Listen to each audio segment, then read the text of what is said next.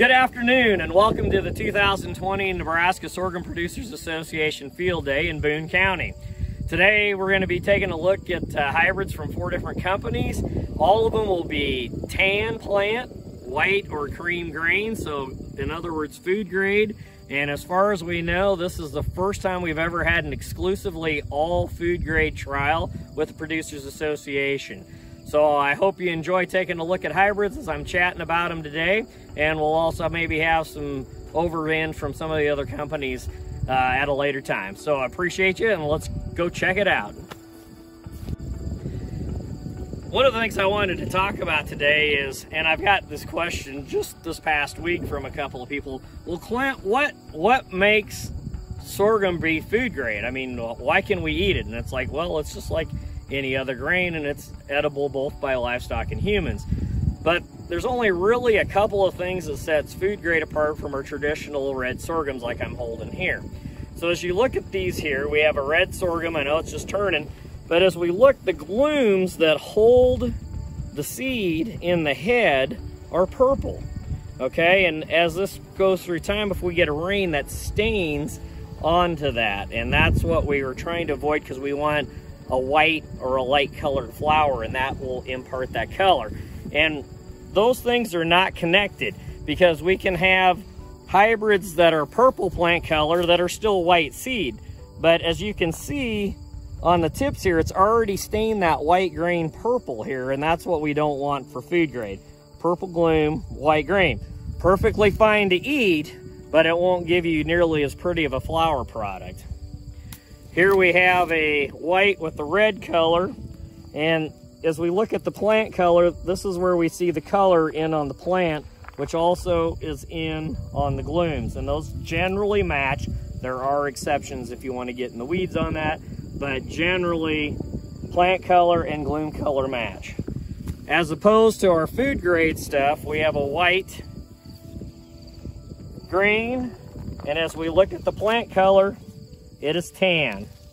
We have a tan plant color, and these glooms, as you can see, have almost nearly no color to them, and therefore it will not stain the grain as it matures if there's a rain, and it'll get you that beautiful white flower for making those yummy cookies or cakes. And just here's another head to show you a little bit of difference, but once again, very pretty product and will make great flour. Okay, today we're standing out in front of Arrow Seed Company's AS292. This is a medium late number. It mid-bloom is 72 to 74 days, and so we're just starting to turn on this number. We planted this the first week of June.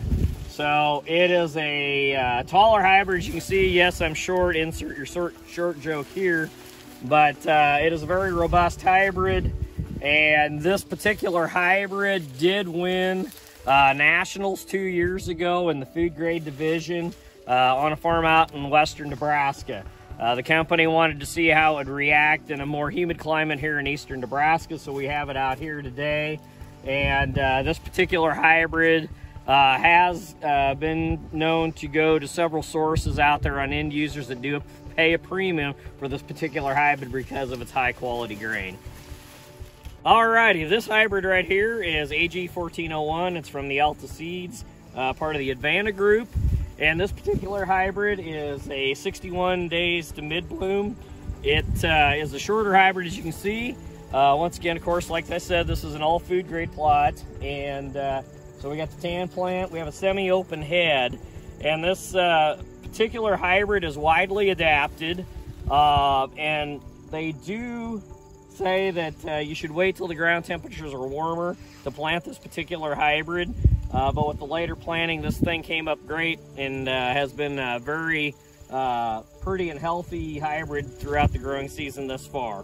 The drought tolerance rating on it's fairly high, and one of the things I like about it is the semi-open head. Helps reduce maybe some opportunities for headworm, and also allows it for faster dry down. This particular number, seed company asked us to put it in. It's in the experimental phase. It is rated at about 62 to 63 days to mid-bloom. And They are hoping to have a release on this particular number soon. As you can see, it's about a 4-foot tall hybrid, has good health, and once again, a semi-open head. This particular number has been very straight in its standing so far, and hopefully this particular number comes to market and will be released. Okay, we have another experimental food grade number here. They're working on some different traits with this one, possibly a higher protein content on this one. Food grade, once again, this is a later one based upon when things were blooming in that. I would say it's probably in that 72 day range in terms of when it was pollinating. It's a very healthy, robust hybrid. I'll be curious to see how it does as it comes forward through their program. Alrighty. This particular hybrid is Allied Genetics 56W28. It is they rank it as a medium early, and the 56 for them means 56 days to mid-bloom. But I have actually grown this hybrid on this farm the last 3 years, and this thing blooms later than that here. And that did scare me the first couple times I raised it, but it does finish fast. So if you do decide to grow this hybrid, don't freak out when it's not blooming on time, but getting it planted on time will definitely ensure that you're happier with the test weight. This is a medium height hybrid, and I did sell this at a premium price last year when sold as a conventional non-treated in an organic system last year. So it does produce some good high quality grain that is coveted by some of the organic food companies out there.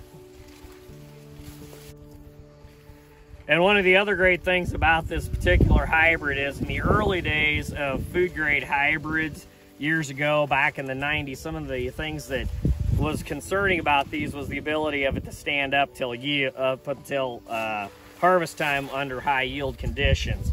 And 2 years ago when I had this in a plot, it was the best standing hybrid in the plot. It was only at 2% lodged, and there was some experimentals in that particular one that were lodged at 25%.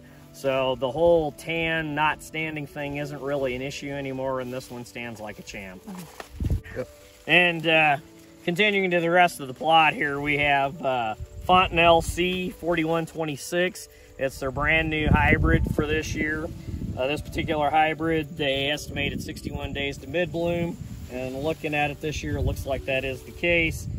The hybrid has cream colored grain in it instead of a straight white, but it is still on a tan plant, and so that should allow it to have some milling properties that people would be interested in. The other interesting fact on this is it does have about average seedling vigor, and test weight rating is not quite as high as I would like to see from a producer aspect, but their breeders tell me that they're really excited about this hybrid and what it does. One of the good things that I really do like about this hybrid agronomically is if you look at the tillers, lots of times you'll have hybrids that when they tiller, it's down here and they become unharvestable, or you end up having to run a bunch of leaves through the combine that you can't get to them. But all of these tillers are the same height, or even maybe just a skosh taller than the main plant, which will make this be very harvestable yield. So that's a nice feature about this particular number.